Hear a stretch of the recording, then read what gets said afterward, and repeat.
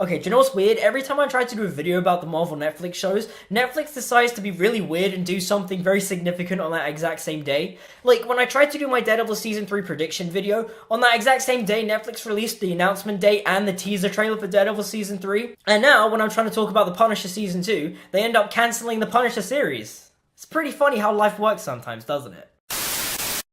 So, it's been over a month since The Punisher Season 2 hit Netflix, and in a nutshell, I think Season 2 was just okay. The story itself was fine, but the thing that really killed the season for me was the pacing.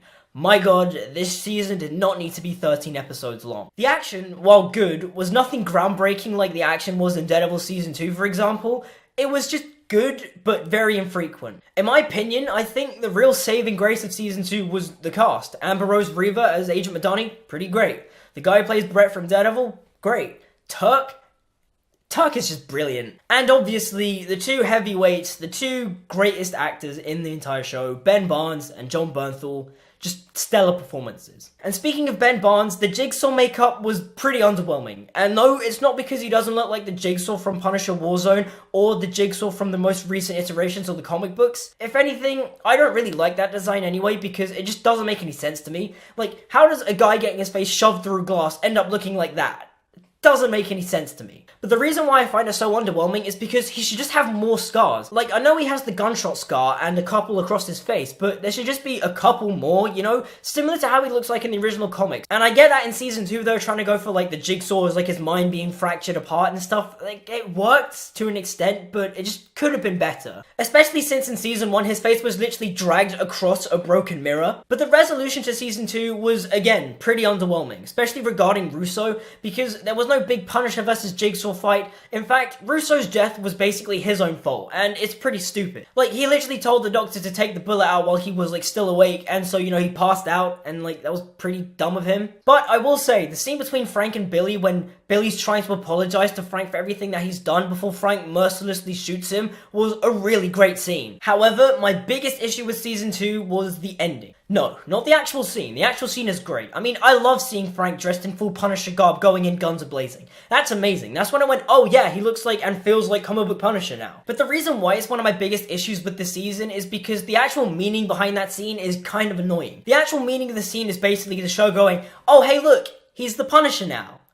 You mean like he was at the end of Daredevil Season 2? Look, don't get me wrong, it's a cool ending to the season, and now since it's been cancelled, it's a good bookend to the show, but it sort of feels inconsequential because basically Frank became Punisher at the end of Daredevil Season 2. And it's because of that reason that the show sort of feels a bit pointless. Let me explain. So throughout the course of Daredevil Season 2, we see Frank Castle slowly evolving from the killing machine into the Punisher. He discovers the truth about the death of his family, he finds the blacksmith, he kills him, he sprays the skull into the bulletproof vest, and he's the Punisher. Until episode 1 of his own show decides to have him go kill all the members of the crime families he believed killed his family, and then burn the Punisher skull.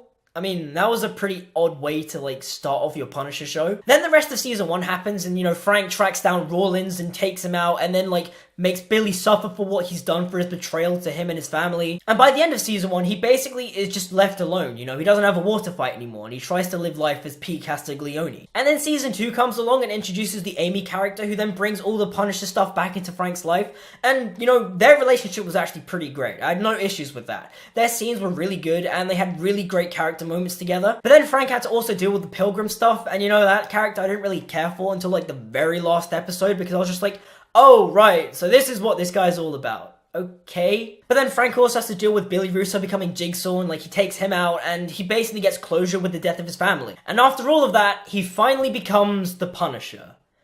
So, he sort of regressed as a character. No, hear me out, he literally did regress as a character. I mean, there's a whole arc in Season 2 where Frank thinks he kills a bunch of innocent women in a room when he randomly, like, sprayed it with his bullets because he thought Russo was in there. And then, you know, he has this massive freak out with Karen basically going, oh, Karen, I killed him, I've broken my code. And then by the end of the show, he just becomes the Punisher again. But wasn't that whole arc supposed to show how catastrophic and out of control the Punisher makes Frank feel? Oh, speaking of Daredevil, did they sort of retcon the fact that, like, Frank doesn't know Matt Murdock's Daredevil? Because in Season 2, he clearly knows that Matt's Daredevil.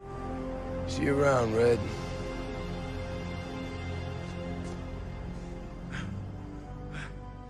But then in Punisher Season 2, he tells Karen, hey Karen, you seen that Murdock guy? You know, he's good, Karen, he's a nice guy.